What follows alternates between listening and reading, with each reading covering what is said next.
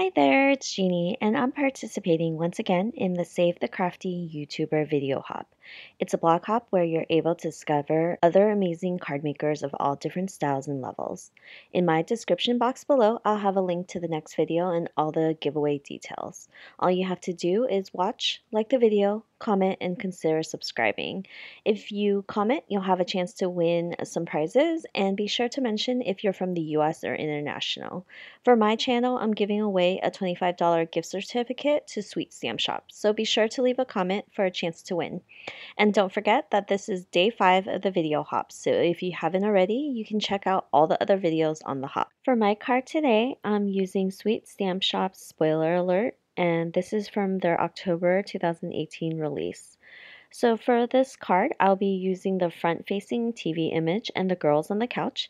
Place them in my MISTI so I can stamp it twice just to get a dark impression, since the image is pretty detailed, especially the girls on the couch and the bowl of popcorn.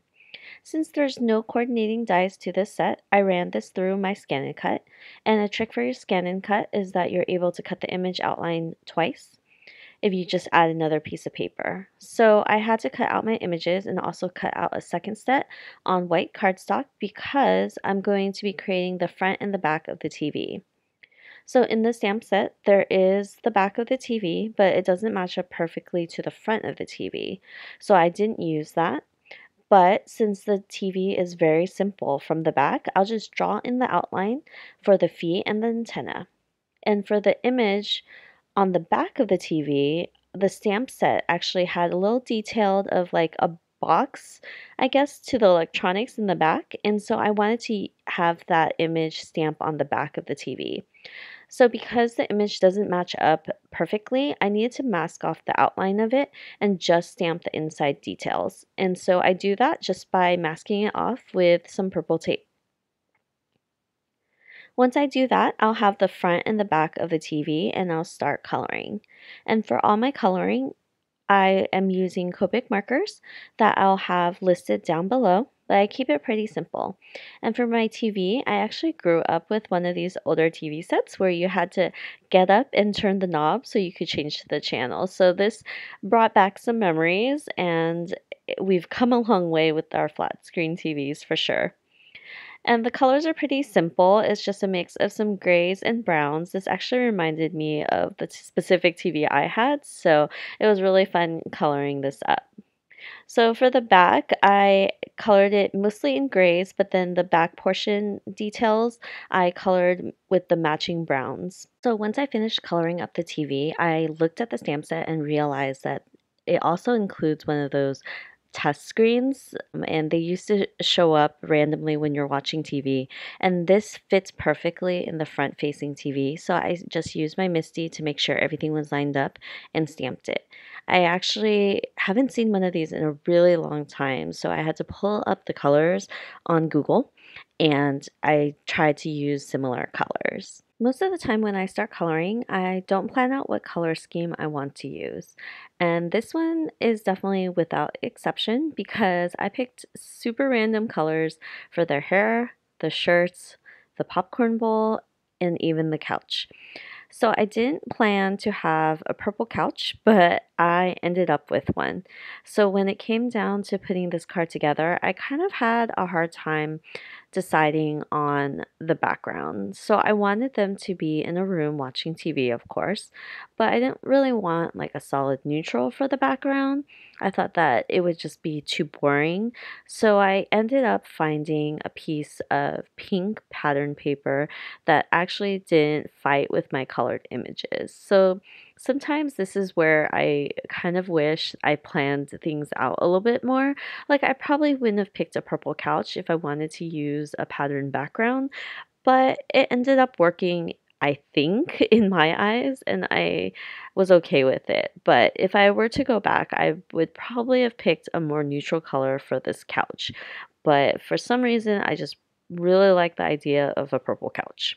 Assembling this card, I have that piece of pink pattern paper for the wallpaper, and I trimmed down a piece of craft paper, and I'm using craft paper because I wanted to make hardwood floors. So I start drawing that in, and I'm freehanding some slanted lines so I can give the floors the illusion that the couch is up against the wall and you're just looking in on friends enjoying an evening of TV. So for the floors, I go in with a handful of browns. I'll start with the lightest color, draw the planks, and color in some squiggly lines. And I'll go back in with a second shade of brown that's a little bit darker and do the same exact thing. It definitely does not need to be perfect. Wood isn't, and you have lines everywhere. For the last brown, it's the darkest shade, and I just go in and reline those planks to give it a further illusion of the depth. For the acetate piece of this card, I'm trimming down a piece of 4.5 by 6.5, and it's longer than the card panel because I need it to fold over and adhere to the back of the pattern paper so it can open up. So using a Teflon bone folder, I'll score that and make sure that I have enough space to adhere it. I run it over a few times because the acetate's kind of flimsy. And this also is why I trimmed down a piece of brown cardstock. It's 2 inches wide, so I can give the acetate a little bit more structure. And this also helps work as a TV stand and also a place for my sentiment to be stamped on. Because I chose the dark brown cardstock for the structure of the card, I'll be heat embossing the sentiment in white so it'll pop. I chose the sentiment spoiler alert to go in front of the card. I'll go ahead and get that lined up, and once I do, I'll use my anti-static powder tool all over where I'm going to be stamping so I don't get embossing powder everywhere and in places that I don't want it to be. Once I stamp that using Versamark ink, I'll go ahead and add the white embossing powder to the sentiment, and I will heat set that with my heat gun. And I really think that that white stands out on the brown cardstock, so it really makes the sentiment pop. To start arranging my card, I'm adding the acetate to the pattern paper, and that fold with the score tape really makes it secure. Usually with acetate, I avoid using liquid adhesive just because it can move around and I just need it to be super secured. For the brown piece of cardstock for the bottom of the card, I'm using my tape runner just to add adhesive. Sometimes I switch around with my adhesives and I don't really have a reason for it, but I just do.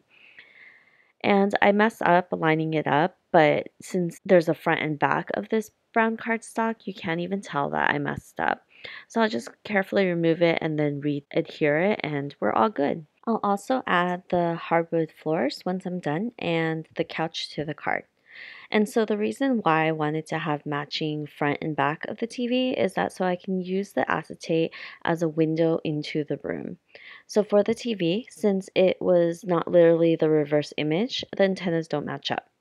But since the antennas are basically just two lines, I trimmed them down and I colored the back of the antennas so no one can tell. Once I'd finished that, I'll add the back of the TV to the front of the card and then the front of the TV on the inside of the card. So when you open the acetate piece, you guys see what's on the TV screen, which is just the test screen, but you're really revealing the hidden sentiment that's going to be lying behind the spoiler alert area. For the couch, I just decided to use a gray Copic marker to add some shadow under the couch so it doesn't look like it's just floating on the hardwood floors. When I was done, the inside looked super barren, so I decided to trim down a piece of pink paper to add to the floor as the rug, and I cut it at a slant to match the hardwood floors. And I think it really helped, but I decided that I wanted to add a little bit more. So I grabbed another Sweet Stamp Shop set, Nod to Bond, and stamped out all the cacti from this set. And I thought that this would add a little bit more to the room. For the three cacti, I just decided to color them very simply using different shades of green. So there's nothing super special to this, except I added a little bit more color, of course, to the card itself. And I tried to keep the colors somewhat similar to the ones I already previously used in the card. So there's some correlation. So I used the reds, the browns, and a little bit of orange, which matched one of the girls' hair. And I thought that this made everything a little bit more cohesive. And I think that that just adds a little bit more to the room. It makes it look a little bit more roomy without adding too much. Sometimes I keep cards super simple, and I always look back and I wish I added more. But I also try not to add too much because it becomes overwhelming, and you kind of just want to focus on the sentiment and the scene that you're creating. Once I add those pieces to the card, I also want an interior sentiment. So it would read, "Spoiler alert, you're amazing." And I decided to stamp the sentiment the same way that I did for the front of the card using brown cardstock, and it will stand out because eventually it'll be on the pink rug. So adhered the sentiment to the hardwood floors, not realizing that I had the rug for the main purpose of filling up the room, and I don't know what happened. I completely forgot about it, had to come back and add the rug. So I had looked at it and I thought that something was wrong, but I just kept moving along. I'll adhere the card panel to the card base that I'm using. I'm doing a side fold card base because of how the acetate opens. So when you open it, you'll have the acetate, you'll see the inside of the room, you'll see the front of the screen, and it will also reveal the hidden sentiment that's right behind the spoiler alert. At this point, I had realized that I needed a little bit more structure to the acetate. So I trimmed down a smaller piece of brown cardstock. I believe that this is just an inch folded in half, and this really gives it a lot more structure. And I'm really happy with how it turned out. It also kind of looks like a film strip that you're watching because of the top and bottom panels. So as you see, I'm peeling off the sentiment and so I can add the rug. And I think that this element really helps that sentiment pop. The brown cardstock kind of got lost on the hardwood floors. This card ended up being a little different from what I originally envisioned, but that's okay. As a card maker, you can never go wrong with creativity. I hope you enjoyed some new ideas to creating a fun, unexpected card using acetate, front and back images, and deceptively simple coloring for added details. Remember to leave a comment for a chance to win one of the many prizes we have for you, including the Sweet Stamp Shop gift certificate specifically from my channel. I hope you enjoy your time watching the rest of the video hop. There's some amazing videos out there. Have a great day. Bye.